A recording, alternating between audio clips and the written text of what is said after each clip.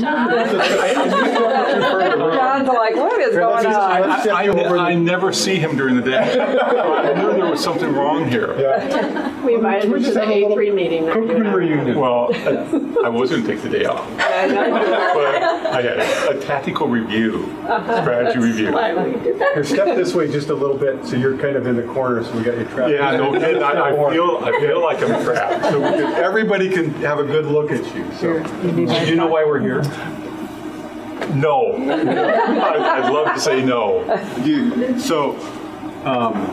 As being the wonderful Mercy person that you are, you know that every year about this time of year we do a Mercy Legend Award.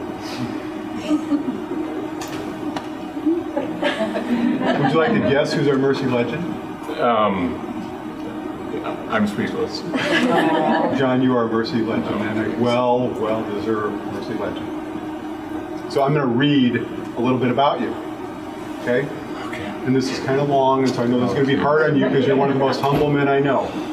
But so the Mercy Legend Award honors a colleague who lives Mercy's mission, vision, values, and guiding behaviors. For 40 plus years, John Cookman has challenged himself and leaders under him to change their thinking and improve their own management style. What John has done is not something that comes naturally. Leadership through empowerment means giving up control, giving up excuses, giving up blame, and focusing on mentoring and support. I can think of no other individual that exemplifies the mission, vision, and guiding behaviors more than our own John Cookman. As our leader, he consistently reminds radiology, dialysis, and CVNP leaders to strive for better, bolder, more creative, and out-of-the-box thinking. John empowers all staff to do what is right for the patient. He has said numerous times, sometimes we ask for forgiveness and not permission. This has created a culture where staff feel engaged in the decision-making and have a voice within the department. This has had a daily impact on patient care. Reverence. One of the many stories that I love about John involves a dialysis patient that left without treatment. John got wind of the situation and asked the gentleman to meet him for coffee. John drove 60 miles to meet with him, listened to his concerns, and was able to convince him to return to dialysis. That was several years ago, and the patient and his wife still stop and see John when they're in Mercy. Recently, John made a point to be at the Algona Dialysis Center to see the same gentleman because he wanted to share pictures of his family's wedding and photo of the family farm, things he no longer takes for granted, knowing that he would not be alive today if it wasn't for John Cookman. John is extremely passionate and strives for all patients to receive the very best standards of care from staff and physicians, as demonstrated by his commitment to those who are poor. We once had a patient that did not have insurance and desperately needed a defibrillator. John worked with the company rep, physician, and hospital to get the majority of the costs waived so he could receive the device. John is a steadfast and constant support of the pursuing of continuous learner, encouraging many technologists to acquire their bachelor's degrees. He sought out funding to train staff, knowing how important it is to stay current in our fields. To John, stewardship is at the forefront of decision making. There are many times when additional staffing is needed in other areas of the hospital, and John never hesitates to offer a helping hand. Radiology has helped in dialysis, lab, registration, cath lab, REs, and 3Ps. John frequently speaks of the importance of tearing down silos, truly believing that we are all part of one big organization.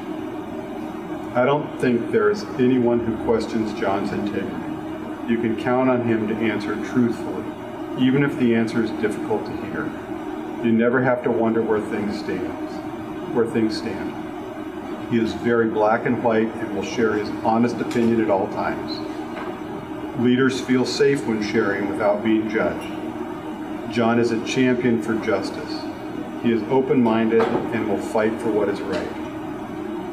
If he says he will take care of something, he will absolutely follow through. He takes responsibility for everything happening in his departments without excuses.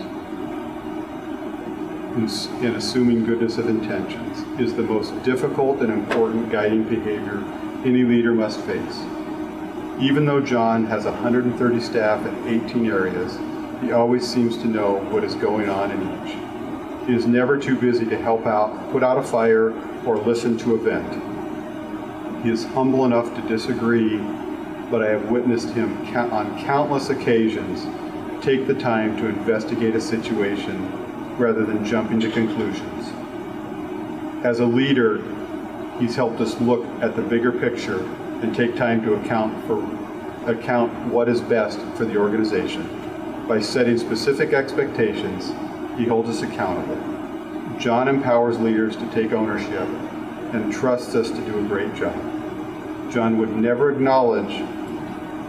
want acknowledgement for what he has done, but his empathy and compassion have made lifelong connections with both patients and staff, and it is an honor to be on this journey with him.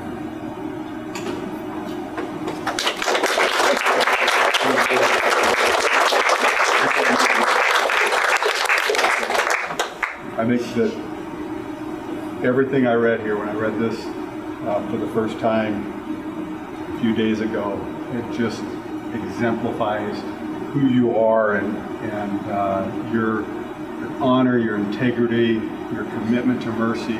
You do live and breathe mercy values, and you're a tribute to this organization. So thank you, John, for everything you do. Don't know what to say, but I mean, you guys make this all worthwhile. And you guys do the work. You just make it easy. Thank you.